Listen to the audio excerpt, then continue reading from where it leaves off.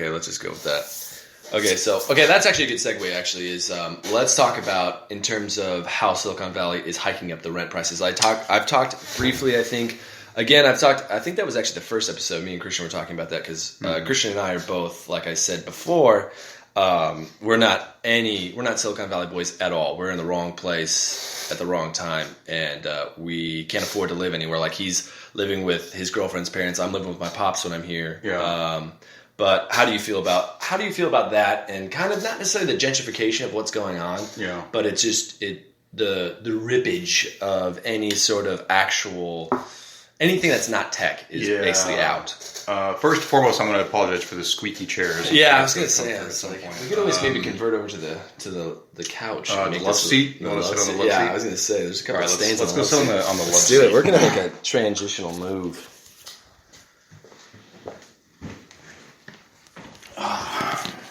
Hey everybody, you comfortable? Okay, don't touch me. Steve's shorts are off.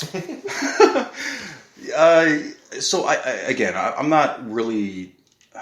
I don't know much about what's going on here. I've read a lot of articles and read a lot of conversation and whatnot about what's going on and why it's so expensive to live in Silicon Valley. I obviously don't know the politics or the laws or reasons behind it or what's going on, but I will say it's incredibly frustrating to have a relatively decent paying job and have no hope to buy a house ever. Yeah. The full price of 1.8, 1.9, $2.2 million is absurd in its own right. Granted that it's a 2-bedroom, 1.5 bath shack. Something. And some of them are pretty nice, Oh, yeah, okay. But at the same time, it's not only the price that's prohibitive, it's the down payment. It's you have to have 6-10% of liquidable cash to put down, which is a lot. Mm-hmm. We don't do math here, by the way. But it's like I basically have to come up with $100,000 of here you go, and then make payments, over the next 30, 40, whatever years. Yeah. So it's just it's not going to happen. Like, I'm probably going to move out of state at some point because it's not going to happen. And you're not the only one. I mean, everybody I'm talking to, every single friend I have, whether they're even in tech or not in tech, everybody's trying to find an out. And that's blows my, and that's, I think that's always my big thing, is the fact that growing up here, I have family here, I have relatives here, which is also family, by the way, if people were curious about, the fucking dictionary. Dictionary. Yeah, exactly. It is basically like friends, family, your whole life is here. Yeah. And yet you can't live here because this whole insanity is the here. thing that is interesting to me, like, I'll be the first to admit that I'm not great with, savings, and, I could put a little bit more away here and there. But there's expenses and other things that I don't want to get into that I have to tend to. But people manage to do it, I got rid of my Facebook and Instagram a long time ago, but there's definitely, people, friends, and one that I went to high school with that still live in this area that, hey, I just bought my first house and just bought a new car. That's great, but it's like, at what expense, like, at what cost? Mm-hmm. I've got student loans, and I'm working on paying those off, and I will be for a long time. Mm-hmm. So that's obviously one big, limiting factor as far as even thinking about buying a house. It's fucking stupid, man. I mean, it's no secret that it's not accessible. Yeah. And on top of that, you got a lot of people coming in buying, houses in cash. Right.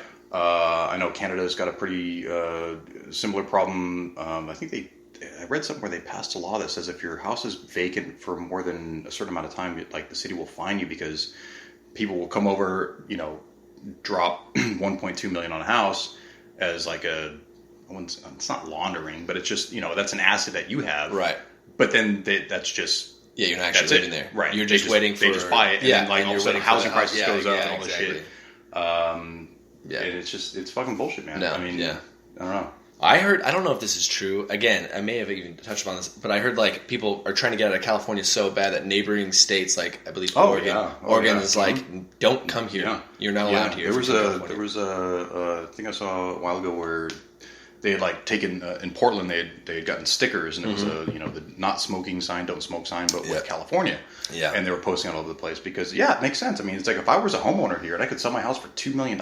Yeah. And I could go to Portland and buy a house that was 4 times as big for $850,000. Why the fuck wouldn't I? Exactly. Well, then, you don't have. I mean, you back it up and be like, you don't have to be the guy who sold your house for $2 million, but you can go to somewhere that's actually has affordable housing that's still on the West Coast, and because the West Coast is the best coast. And even at that, like the whole affordable housing thing, like I remember back, this was probably 6 or 7 years ago. I was looking at getting an apartment with my girlfriend at the time, and the low income limit was like 80 grand. Yeah. That's not low income. No. I'm sorry. Are you $80,000 is low income? Yeah. Are you fucking kidding me? That's insane. That's not supposed to. So, and then like my sister lives in Colorado, and she's not making a whole lot. She's got a kid and she's, struggling and stuff there too. And it's just like, I don't know how people make it here at $35,000 a year, because that literally doesn't cover rent. No. You have to have a roommate. You have to be renting a room, let alone San Francisco, where studios can go between $2,600 for a fucking studio, and it's like how. Why? Like, I really don't get it. That's right. I don't understand it either. I think it's just like, it's not necessarily supply and demand, but it's like what people are, I guess, seemingly willing to pay or put themselves through to be in this industry. That's my thing, is I think people are sacrificing so much to be around where the money is, quote unquote, and where the tech stuff is, because they think maybe their app is going to break or whatever's going to happen is going to happen in terms of like their... it's a very low barrier to entry industry. Not obviously not everything, but like as far as like websites go, it's a very low barrier to entry because you don't need to have a CS degree. You don't need to go to boot camp. You don't need to have formal training. A lot of this stuff is free and available, online, books. I started with books and, just kind of went from there. Yeah. But then you got these boot camps that are 20 grand or something, and it's 8 weeks or 4 months or whatever it is, a 40-hour day, and it's like, okay, that it echoes the problem where it's like, if you can afford to take 4 months or whatever the term is of 40-hour days to go through a boot camp that teaches you fucking JavaScript and jQuery and Node and Ruby on Rails and all this stuff. I want to interject once you're done with this. Yeah, because you probably don't need the money. Because if you can take 4 months off, essentially, or maybe working nights and weekends, I'm not bad-mouthing boot camps at all, but it's just like, I couldn't do one because I needed to work, and their time constraints were absurd, and they would interfere with every aspect of life. So it's like, oh, hey, you come here for 2 months or 4 months or a month or whatever it is, 40 hours a week. We'll teach you all the necessary skills and blah blah blah, and then you're off and running in a job. It reminds me of back in one of my first CS classes, the Java teacher. He was like back in the early 90s or mid 90s or whatever it was. They would come in here, take 3 weeks of my class and learn enough to go get a job paying 80 grand a year. Yeah. And granted, there was a bit of a problem with that, and there was some economic repercussions, but. It's just one of those things where it's like, it's such a low barrier to entry for the most part. I'm not talking about machine learning or AI or whatever. Right. And you can do it, but it's like, it's going to be a fucking bubble, man. It's going to burst. Like, I'm thinking about now, like, I mean, I'm not even 40 yet, but I'm thinking about, like, what the fuck am I going to do after this? Because this is not going to last forever. Right. I'm going to milk it as long as I can, but it's not going to last. Yeah. It's terrifying. But that was my thing, is basically people are making money off of other people's hopes, is what I've realized. And I mean, it happens in all aspects of other stuff, but like these boot camps, basically, I promise you, if you spend this $20,000, you're going to make $80,000, $100,000 coming out of this course, right? Which may or may not be true. I'm going to lean towards the negative and say it's not necessarily true. Yeah. But my point is like, and it's my theory, I don't know if this is coined or not coined, but it's the 49er theory, which is basically... The people who were making the money back in the days of like the gold rush and stuff like that weren't the people who were finding the gold. It was people selling the tools, and that's what's going on here. Is people are selling the tools in the hopes. So you're saying that they're making the hole that needs to be filled. Right. Well, no. What they're doing is the people selling the shovels, people selling like the shit, the pans, and all that kind of stuff. Those are people making the money because that's guaranteed money. The people who are hoping to find the gold aren't making money.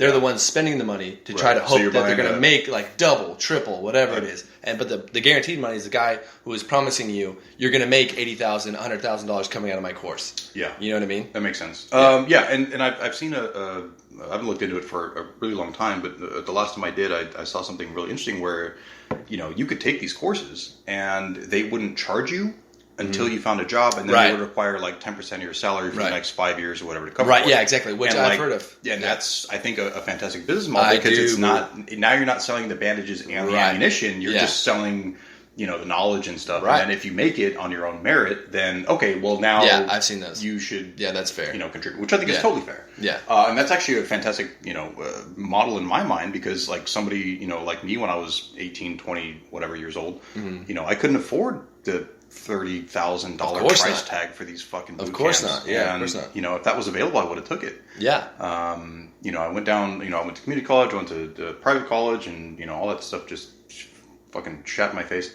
Yeah. And so eventually I got fed up, and I went with some of the smaller, more concentrated.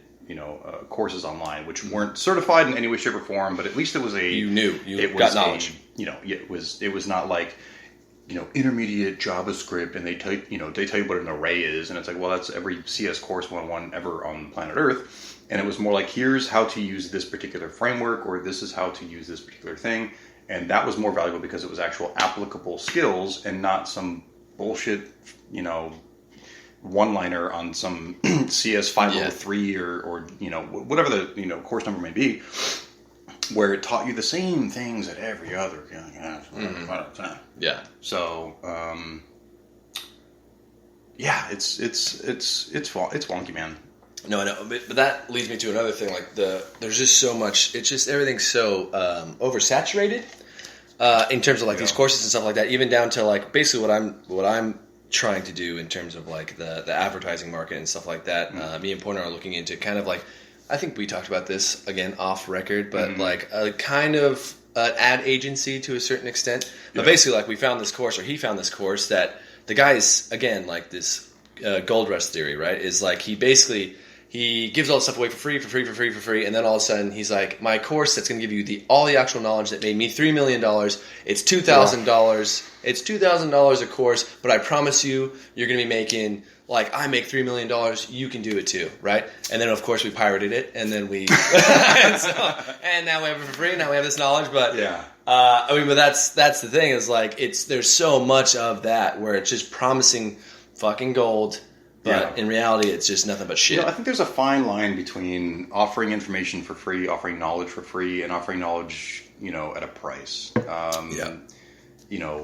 With web development or computer science in general, I find that broadly the community is very accepting and open to being like, I will teach you because I had to learn it and it sucked. Like, I don't want that for you. And it seems to be very open and very welcoming. That's cool. But at the same time, it's there's a point where it's like, I'm not going to give you this information for free because I had to spend money to get it myself. Yeah. So that comes into like machine learning and AI and just like these really big, broad, just very specific applications of computer science where you can't just go online and Google how to make a button blue or what is the jQuery function for animate. Like, that's all that's bullshit. But when it comes down to like building a neural network in order to extract voices and transcribe it in real time, like that's a lot of math. That's a lot of actual formal education that needs to be done. Right.